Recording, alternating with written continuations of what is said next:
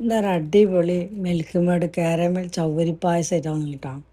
അതിൽ ഫ്രൂട്ട്സൊക്കെ ഇട്ടിട്ട് നല്ലൊരു പായസം ഇട്ടത് എങ്ങനെ ഉണ്ടാക്കാൻ നോക്കുന്നത്.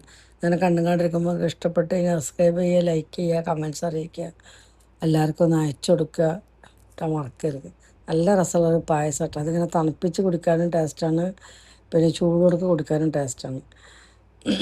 ഒരു പ്രാവശ്യങ്ങൾ വീട്ടിലൊന്ന് ഉണ്ടാക്കി നോക്കണം കേട്ടോ. എന്തായാലും നിങ്ങൾ ഉണ്ടാക്കി നോക്കണേ ഒരു പ്രാവശ്യങ്ങളും. പിന്നെ നമ്മൾ നല്ല ടേസ്റ്റ് കുടിക്കാൻ എല്ലാവർക്കും ഇഷ്ടപ്പെടും, കുട്ടികൾക്കും വലിയവർക്കും ഒക്കെ ഇഷ്ടപ്പെടുന്നൊരു പായസം കേട്ടോ.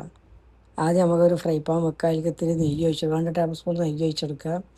എന്നാൽ അണ്ടിപ്പരിപ്പ് മുന്തിരി ഒക്കെ നന്നായിട്ടൊന്ന് വറുത്തെടുക്കുക. എന്നാൽ ശേഷം ഇത്തിരി തേങ്ങാക്കൊത്തുണ്ടല്ലോ, അത് ഇതിലേക്ക് നല്ല രസം ഇടയിലിടയിൽ കടിക്കാൻ തേങ്ങാക്കൊത്തൊന്ന് വറുത്തെടുക്കുക. അതൊക്കെ ഒന്ന് മൂത്ത് വന്ന് തന്നെ നമുക്ക് ഫ്രൂട്ട്സ്, നമ്മുടെ കയ്യിൽ എന്തൊക്കെ ഫ്രൂട്ട്സ് ഉണ്ട് 2 ടേബിൾ സ്പൂൺ നെയ്യ് ഒഴിച്ച് കൊടുക്കുക.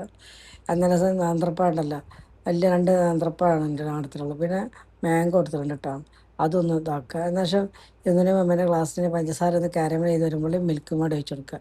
മിൽക്ക് മേഡിൻ്റെ കണക്കാകുമ്പോൾ അല്ലെങ്കിൽ നിങ്ങൾക്ക് അത്രയും മിൽക്ക് മേഡ് ഒഴിച്ച് കൊടുക്കുക, നിങ്ങൾ മധുരത്തിനനുസരിച്ചിട്ട് ഇട്ടാൽ ഞാൻ ഇത്തിരി ഒഴിച്ചുള്ളൂ. എന്നിട്ട് പാലെടുത്തിട്ട് 2-3 ടേബിൾ സ്പൂൺ പാൽപ്പൊടി ഇതിൽ കണ്ട് ഒഴിച്ച് കൊടുക്കുക. എന്നിട്ട് പിന്നെ ചവ്വരി ഞാൻ വേവിച്ച് വെച്ചത് ചവ്വരി ഇട്ടാൽ അത് ഇതിൽ കണ്ട് ഇട്ട് കൊടുക്കുക, ഏലക്കപ്പൊടി ഇട്ട് കൊടുക്കുക, ഫ്രൂട്ട് ഇട്ട് കൊടുക്കുക. പായസം റെഡി. എന്ത് രസമുള്ള പായസം അറിയാം. ഒരു പ്രാവശ്യം വീട്ടിലൊന്നും ഉണ്ടാക്കി നോക്കണം കേട്ടോ, അടിപൊളിയാണ്.